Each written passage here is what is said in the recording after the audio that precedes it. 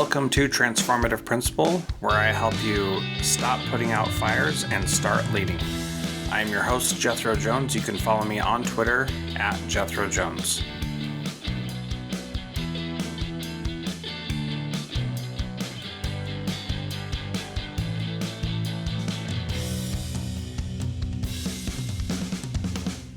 Welcome to Transformative Principal. I'm your host, Jethro Jones. I'm excited to have Dr. Melinda Bier on the program today. Mindy is actually one of my professors at the University of Missouri St. Louis, and I'm excited to have her here because we're going to talk about my program, and we're going to talk about the next cohort of people coming into the UMSL program. She is currently the Theresa M. Fisher Endowed Professor for Citizenship Education at the University of Missouri St. Louis.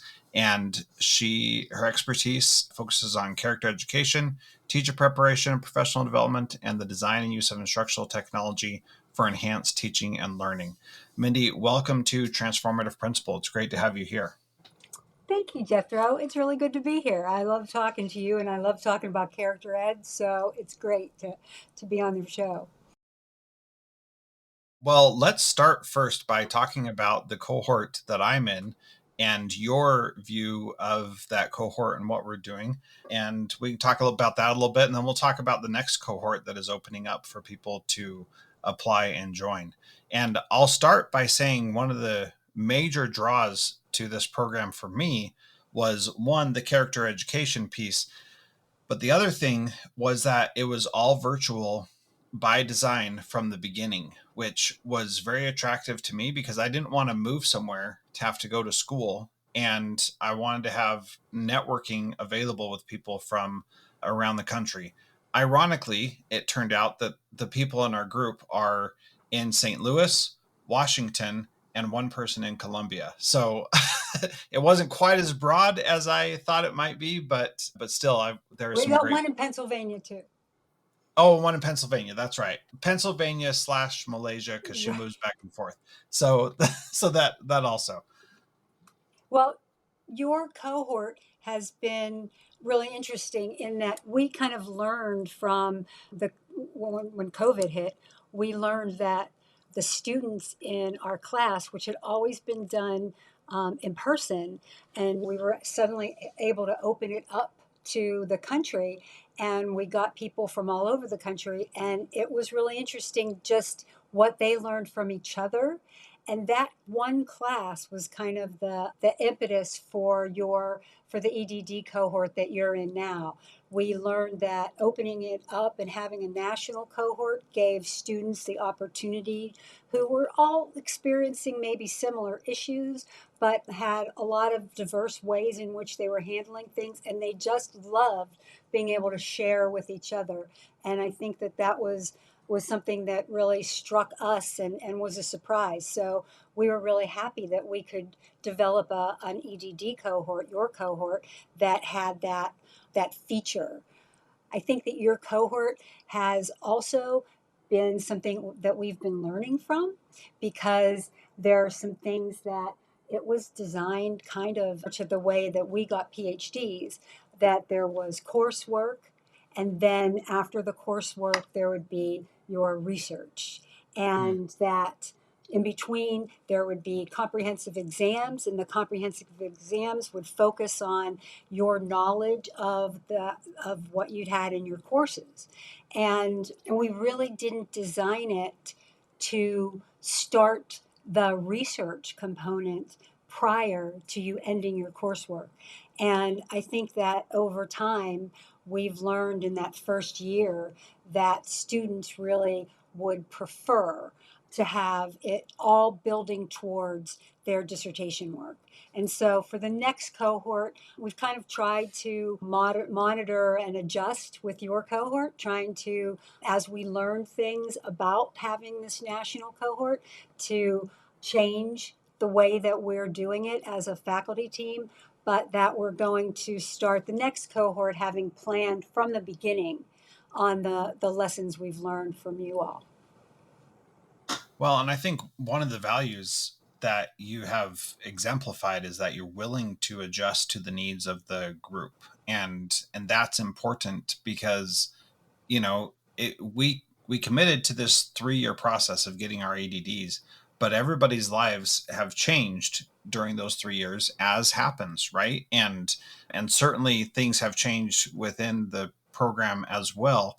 And that made it sometimes difficult and sometimes stressful, but really it was good to see that you were willing to say, all right, this isn't working how we thought it would, or things didn't happen how we thought they would, and so we need to make some adjustments. And do you want to talk about the faculty changes that happened or not? Yes, sure. So when you were saying that, I was just thinking about all the things in this short period of time that happened. Like we didn't have questions about AI at the beginning, right? But now there have been questions about AI and uses of AI and how can you use AI. We had some really dramatic changes in our faculty. Starting off, we brought all of you together in person for that first 3-day meeting. And the faculty that we had involved Dr. James Scholes, Marvin Berkowitz, my co-teacher Tom Herr, and Kashina Bell, who Dr. Bell was a big part of that 3-day, what we hoped would be really impactful, let you all kind of get to know yourselves as a cohort at a university that you wouldn't have a lot of physical contact with. That was UMSL. But we wanted you to have the sense of UMSL as an urban university in a city with a history that had strong DEI connotations, and so we designed with Dr. Bell, with Kashina, this experience where you would go on a kind of a scavenger hunt and get to learn the history of both UMSL and its interaction with the city of St. Louis. And the day after this very successful 3-day team building kind of excursion, Kashina had a stroke and passed away. And she was only 49 and in great health. She had just retired as a deputy superintendent and was just a wonderful person, was really excited about joining us on this endeavor. And that was just, I think, that was devastating to us. Um, Yeah. Us too, because we got this glimpse of what was to be with this brand new person that we hadn't met, because she came on after everybody had already applied to the program. And it was just definitely a tragedy for her family, to be sure, but also a loss for all of us to be able to learn from her for the next 3 years. And just, yeah, that was so sad, and we were yeah. all shocked by it. And we'd only just met her and fallen in love with her, and then she was gone. It was very tragic. It was tragic because everyone who met Kashina loved her. She had been an amazing award-winning principal. She was just a great person in addition to being really smart, and she had this thing about being a demanding facilitator. Mhm. So it was the poles of really having high expectations of students, but making sure that you scaffolded and walked alongside them as they gained the skills they needed. And so it was devastating for us that we lost Kashina. And then more recently, James, who was kind of the person who was spearheading this, that James got just an excellent offer that he could not turn down, and he went off. It was during the holiday break this year. Was made an offer from Florida State to join a think tank, and so suddenly we lost James, and we had to just pivot and kind of with, because he was the advisor.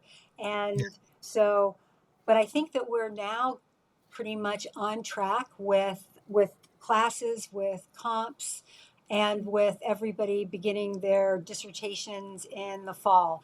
So I think we've lost two great people, but I think having this faculty team has kind of been able to insulate us, and we've learned that just like having the cohort of students who really walk this path together makes you so much stronger as a student, as an individual student, having that team, having a faculty team that walks through the entire program together is also something that we've learned the importance of, and your cohort has really demonstrated the resilience that a team approach brings to Yeah. something like this.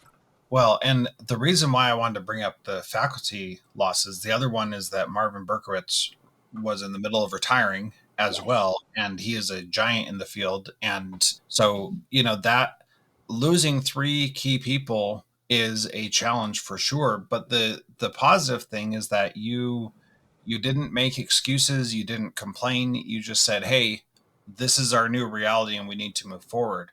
And that kind of resilience that you were talking about on your side, the professor side, has been valuable also. That it's not like, well, we lost these key people and now you guys need to transfer somewhere else. No, it was, we're going to help you finish, we're going to make sure you do finish because you made a commitment to us and we made a commitment to you. And that to me is the reflection of the kind of people that you really are. And that matters a lot. You brought in other people to help, you brought in support, and I think we're going to make it, which is really positive, because none of us want to be all but dissertation. We want to finish it and get done with it and not just have the coursework done and then wait forever to finish our dissertation. So I think that that's You great. know, yeah, and I really think that this cohort, and Marvin is in the process of retiring, but he will not leave this cohort until you're all finished. And I think that it's our obligation, and it's something that I do love about Marvin, having worked with him now for the last 20-25 years, is that modeling is an important part of our theoretical basis. And if we didn't live that in our own work and our own lives, I don't think that we would have been able to do this work and be as committed to it as we have been and as learn as much. I mean, I always think of this as a privilege. It's our privilege to get to walk beside all of the great, when we talk about you, we say students, but all of you are very accomplished educators, accomplished leaders. And so I think it's our privilege to get to walk beside you as you all are going through this process. And I really think that part of the work that we've done and the people we've worked with, they all exemplify character. Having good character is the best way to model character, and the most important thing in the development of our students' character and their students' character is the character we all display, and not just individually, but the character that we have together as a group. That's really always been very important to me. It's important in schools, it's been important in this cohort, and it will be important in the next cohort. It's really important that you get people who are in the right place. There are many different themes for these EDDs, and not everyone should be in the one for character education. But getting the right people in the cohort of faculty members and in the cohort of students, that's the most important thing, I think, to the success of the program. Let's talk about the next cohort, because applications are open right now so people can express their interest and apply. And there's a link to connect with Mindy in the show notes at transformativeprincipal.org if people want to do that. But what is the focus and guiding principles of the next cohort? What are Okay. people going to be studying and learning there? The next cohort is called character development, social emotional learning, and leadership. And this one, Tom, her, and I are leading this, and we have formed a faculty team to walk through with the students that I'm really excited about, and I'll tell you a little bit about. But first, I'll tell you a little bit about my co-leader, Tom Her. So Tom and I are Who, envisioning. by the way, Mindy, Tom's been on this show like 3 or 4 times, Okay. so people Yeah. are very familiar with him. You can still still Great. talk him up because he's great, but Okay. people have heard him a few times, and I'll link to his interviews in the show notes so people can go hear Okay, more. great. Because I don't think that there's anyone, I love Marvin and I've worked with him for decades, and he's definitely one of the biggest fish in the small character education pond. And I've feel privileged to have worked with him. I feel really privileged to have gotten the opportunity in the last few years to work with Tom Herr. He's a he's a big fish in the educational leadership pond and social emotional learning. And to me, the reason we wanted to put character development and social emotional learning in the title is that these fields largely overlap at this point in time. They come from different places. Social emotional learning comes from prevention science. It was very curricular in the way that it began. Character education comes from really basically a philosophy and theology background. And but in schools and in the modern movement, it's a secular movement that really is concerned with the head, the heart, and the hand, we call it, of how students develop their moral compass, learn to do the right thing, have opportunities to make the right choices. That it's all about it's not mainly curriculum based, although parts of it are and definitely ties to the curriculum, but it's been more about the school culture, the classroom culture, the adult culture, and it's a very holistic movement, looking at students holistically, looking at the school holistically. And I think that social emotional learning, while it started off being very much curricular, has also come to the place of being whole school, about the whole school development. And but character is has a focus on the moral and a focus on the ethical, and social emotional learning hasn't had that particular focus as much. And we wanted to bring these two together because we believe that the social, the emotional, the ethical are all very important pieces. And for especially for leadership, because we believe that it is the adults in the school that this affects most, and that the adults need to be modeling the behavior that they want to see in kids, and that the virtues, the civic virtues, moral virtues, performance virtues, and intellectual virtues, they're all important. And we need to have opportunities in our schools for kids to get experience with all of the virtues. And that's how they become holistic and productive adults. So we're really about that vision of schools being a little bit more joyous places to be for kids and for teachers, for staff, and for leaders. So my particular interest is in servant leadership. I'm particularly interested in power structures. I want I think that people in schools, they have so much power.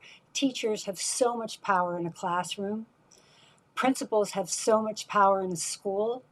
Superintendents have so much power in the district.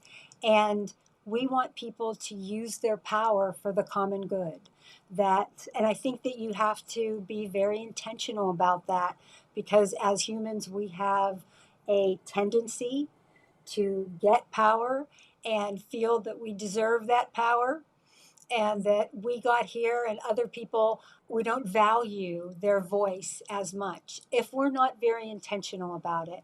And I think in the past, we've even been training leaders to be all about accountability and all about the standardized test and the scores. And while I believe academics are incredibly important, we don't want to sacrifice the academics. But in our history and in our research, when you concentrate on character and you concentrate on kids holistically, who they are and what they can do, and that academics always follow. They get gains in academics because you've started with the relationship with them.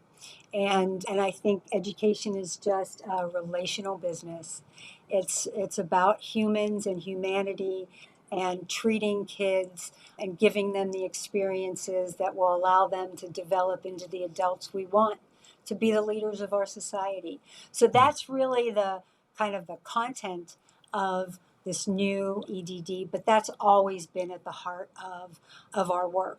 So the new piece of this is really the piece I think that we've learned over the years and learned mainly from your cohort, and that is that we could have a stronger focus on the practical piece of this, that making this a 3-year journey, 2 nights a week, not making it so rigorous and so demanding that people make themselves sick over it, which in doing the research on EDD programs in general, that the research says 50% of people don't graduate. And Yeah. that is astounding to me. We have never been anywhere near that number, but we really have an obligation to our students.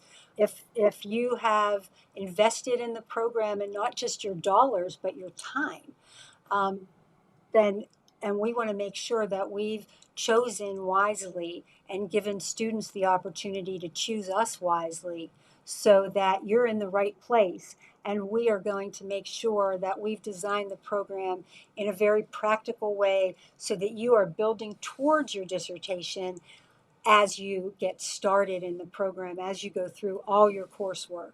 Because the research says that where we lose most people in EDDs and PhD programs, but in doctorates overall, not just education, is in the dissertation phase.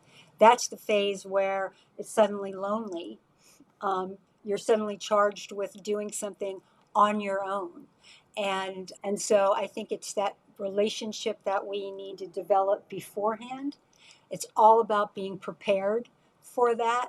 And we are now doing that really intentionally in the design of the program and the faculty that we've put together. Another issue we've seen, how much we've learned from you all, is how much schools have changed.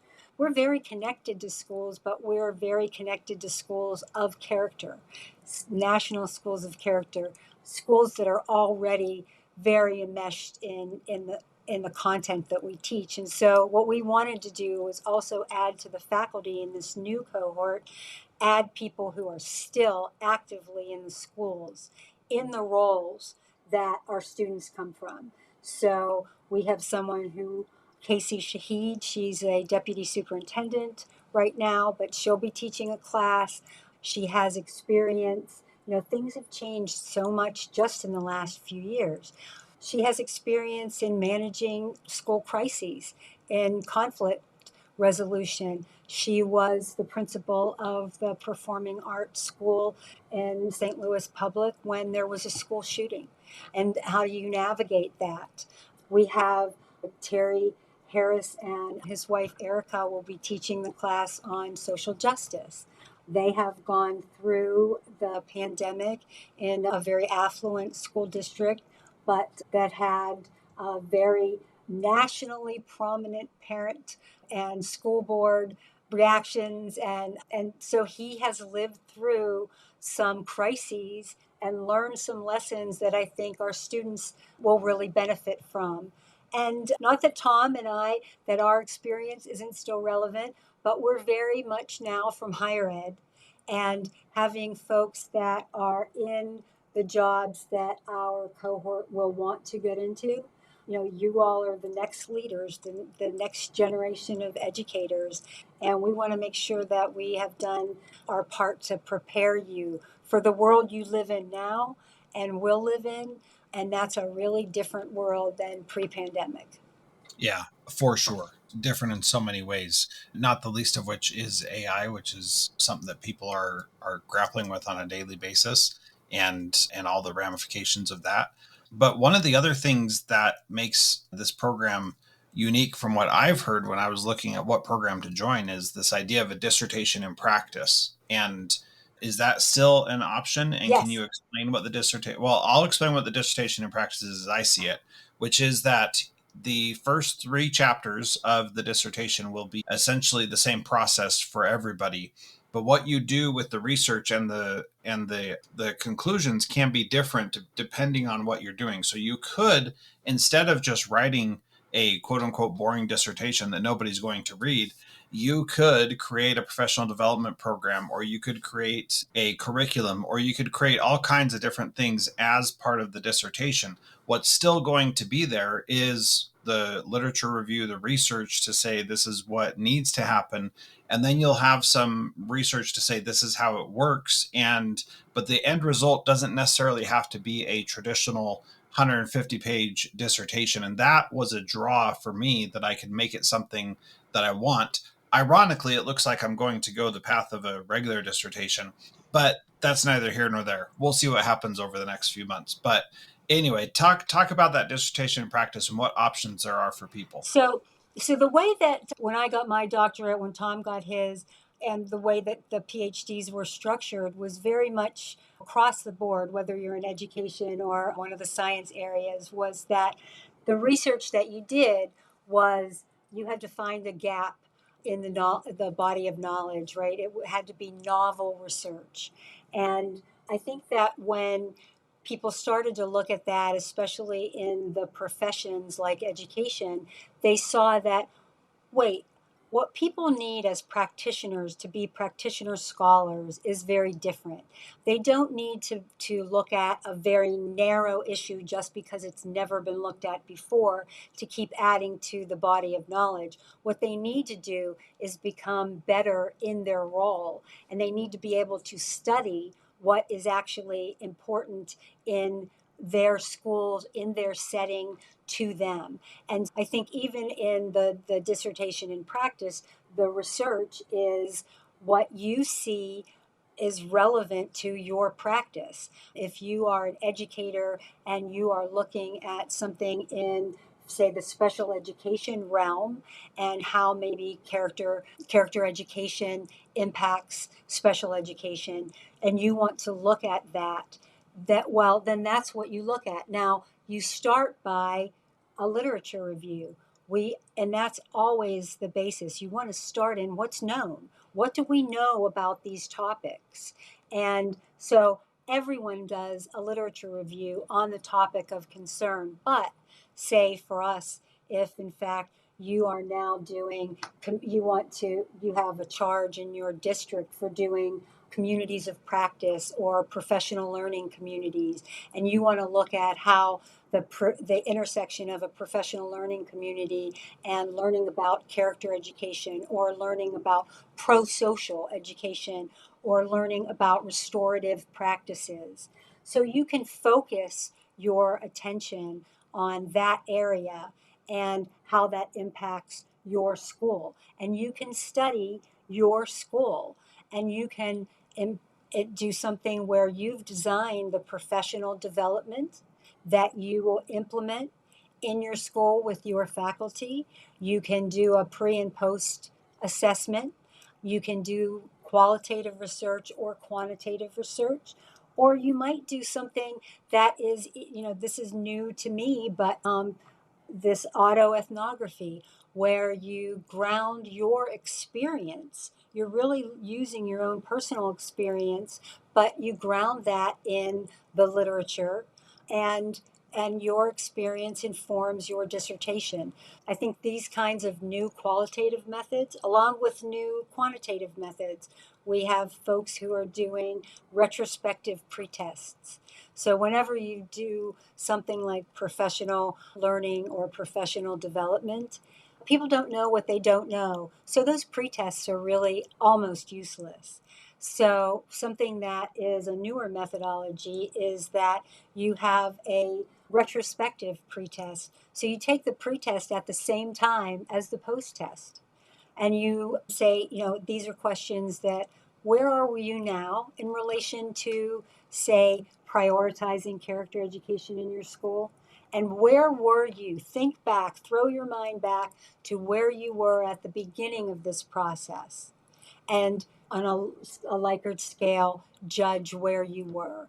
And so that's much more accurate and has been shown to be more valid in terms of measuring professional learning than a traditional pre-post test, where you really don't know what you don't know. And in character especially, we found that often everyone thinks they're doing character and they're doing it well.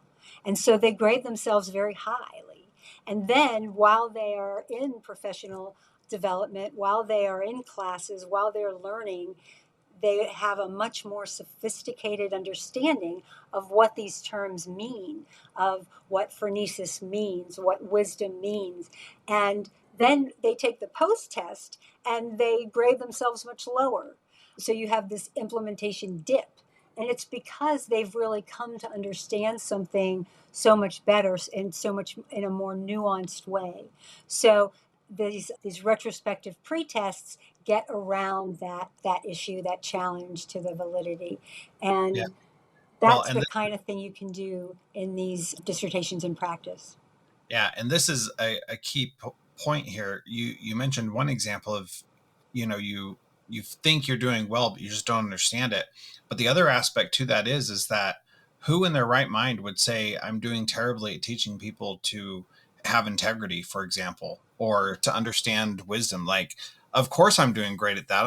And the reality is everybody is probably doing the best that they are capable of doing in the moment, and there's nothing wrong with that. But at the same time, once you learn some things, you're like, oh, I could have been doing this so much better. And the retrospective pretest is likely what I'm going to do for my methodology for my dissertation, working with the people that I've done masterminds with, because they don't know what they don't realize how bad it was until we go back and look at it later. And then they're like, oh man, I was lonely. It was terrible. I never had support. And now with this, I do. So anyway, this has been a great discussion. I appreciate you being here and sharing your perspective on this. If you are interested in doing this, I have a link to Mindy's profile. You can go email her, go to transformativeprincipal.org and click on Mindy's name, and then you can become part of this cohort also. And I know a lot of people listening to this are like, "Oh, I want to do a doctorate, but it seems like so much and it takes so much time." And the reality is, yeah, it does take time, but all good things are hard. And if you want to be someplace that's really going to develop you, that really matters. So look into it. Check out the show notes, transformativeprincipal.org. Get connected with Mindy. And Mindy, thank you so much for being part of Transformative Principal today. I appreciate it. Thanks, Jethro. Thanks for the opportunity to talk to people about what I love. So Yeah. I'm always happy to do that. It was good to Thank see you. you. You too. Bye bye. Bye bye.